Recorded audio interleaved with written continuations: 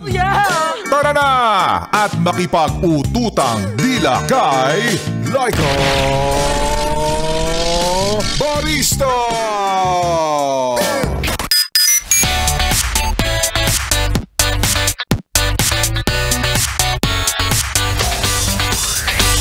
Young and fresh na si Laika Barista pa rin, yes, friend, ang iyong kasama.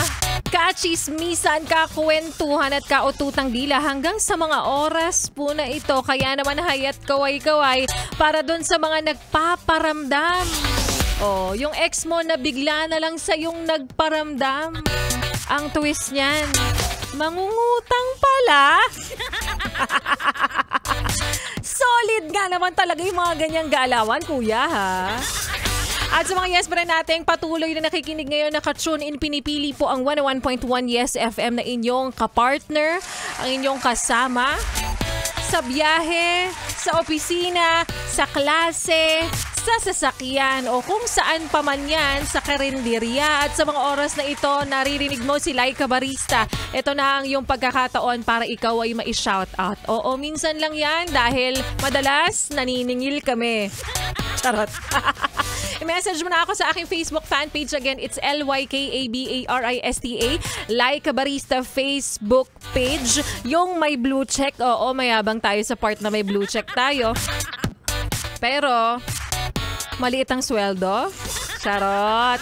Oh, iisa-isain ko, yes friend, mamaya ang inyong mga pabate. But for now, balikan muna natin ang kwento ng ating Laika Barista moments na pinamagatang friend zone. Na kwento, yes friend, na mahal mo siya. Yun naman pala, mahal ka rin naman niya. Pero yun nga lang, hanggang pagiging kaibigan lang pala. At alam mo yung moment na sinabi mo sa kanya yung katotohanan? Na, alam mo, gusto kita. And gusto mo sana ganun din ang magiging sagot niya. Parang nagpa-flashback sa'yo yung pagkakataon na hinintay mo siya para sabay-sabay o sabay kayong umuwing dalawa. Binilahan mo siya ng merienda kahit wala ka ng budget. Sayang, di ba? Which is true naman talaga. Kung ako rin yung nasa posisyon mong manghihinayang ako kahit sa mga oras ito, gustong gusto kita. Pero dahil hindi naman nagawang ma-reciprocate ang nararamdaman, well, talagang magbibilang ako sa mga oras na ito. Ano na ba yung mga nilibre ko? Ano na ba yung mga binigay ko sa kanya? Ito na. Magko-compute na tayo, yes, friend?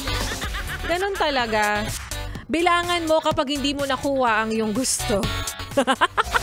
Kaya para sa yes, friend, na umasa kasi akala mo yung friendship nyo pwede mag-level up into a romantic relationship. Okay lang yan? Isipin mo na lang, at least nalaman mo hanggat maaga para sa iba mo na lang mailaan yung mga gusto mo pang investment. Oo, kumbaga siya yung first few days or first few months na hulog mo sa investment tapos nalugi ka kagad. Oo, sipin mo na lang, syempre, lumang tugtugin at gas-gas na kasabihan, may mas deserving pa dyan sa pagmamahal na kaya mong ibigay. Masakit talaga. Pero alam mo kung ano yung mas masakit? Yung gutom ka, pero pagbukas mo ng ref nyo, anong nakalagay dun sa lalagyan ng ice cream? Puro minarinade na isda. Kopya? Kopyang-kopya. At heto na, para sa mga yes friend nating nag-aabang kung sino nga ba ang mapalad, kung sino ba ang karapat-dapat, kung sino nga ba ang magkakamit ng tumataginting na 500 pesos, syempre mula sa ACS. Pera lang yan! ACS. Pera lang yan! ACS. At kasabayan nga, yes friend, ng mga lantarang akusasyon. At ikaw ay nakukonsumisyon na rin sa nagaganap sa ating bansa.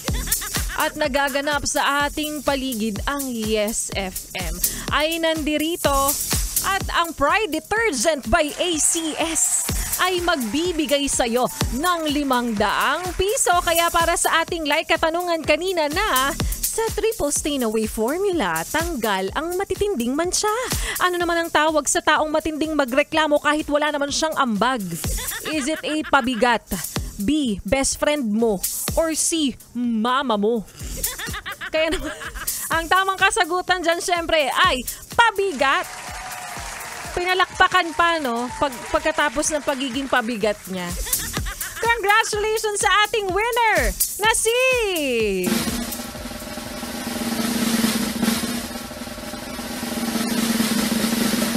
Maylin Bernardino, 500 pesos ang para sa iyo mula syempre sa Pride Detergent by ACS. Hintayin mo lang ang mensahe na aking ipapadala sa iyo o kaya naman hintayin mo na lang agad-agad mag-reflect sa iyo ang iyong napanalulang 500 piso.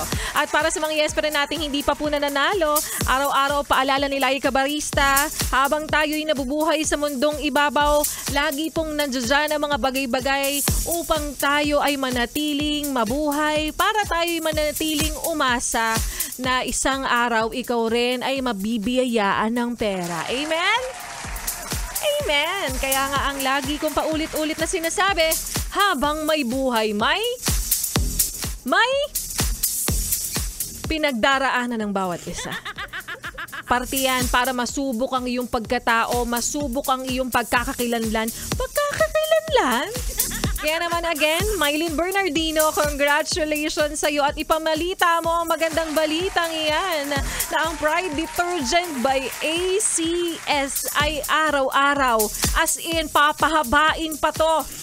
Para sa iyo, ang ACS, nako, garantisado. Sila ay galante nga naman talagang tunay, papahabain pa nila to. Sinasabi ko sa iyo, i-manifest natin hanggang 2027, namimigay tayo. Again, congratulations at yan nga, ang 500 piso mula rin sa ACS. Pera lang yan! ACS. Pera lang yan! ACS. Sa mga yes friend natin patuloy na nakikinigin, happy listening! At hello sa mga nasa kanilang sasakyan, nasa loob ng FX, nasa loob ng bus, nasa loob ng kolorum na van. Of course, kasama kayo sa target market namin. Maraming salamat sa patuloy na nakikinig. Again, congratulations sa ating winner. Kay Rederick Sampaga, hello sa'yo, happy listening. Alexander Ando Hidalgo, happy listening din sa'yo. Michael Buela Malyari, Majo Ariola, ang ganda ng tawa mo talaga, Laika Barista. Shout out sa traffic na ito sa Santo Tomas, Batangas. Ano na?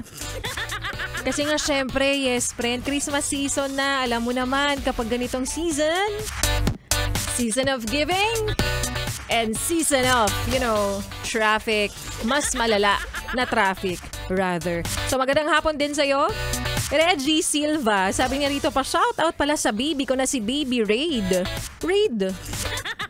na natutulog ngayon at ginagawang pampatulog ang Yes FM. Sigurado ka pa sa iyong nagiging desisyon sa buhay, Reggie.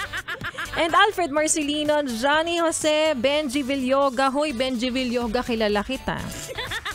Gian Mendoza, Riza Marie Cañeda at ilan pa sa mga yes friend nating patuloy na nakikinig. Ituloy pa natin. Oo, ang pakikinig mo sa mga kantahan. Kaya naman, sabi nga ni Ate Beyonce, listen dito sa 101.1 Yes FM Solids.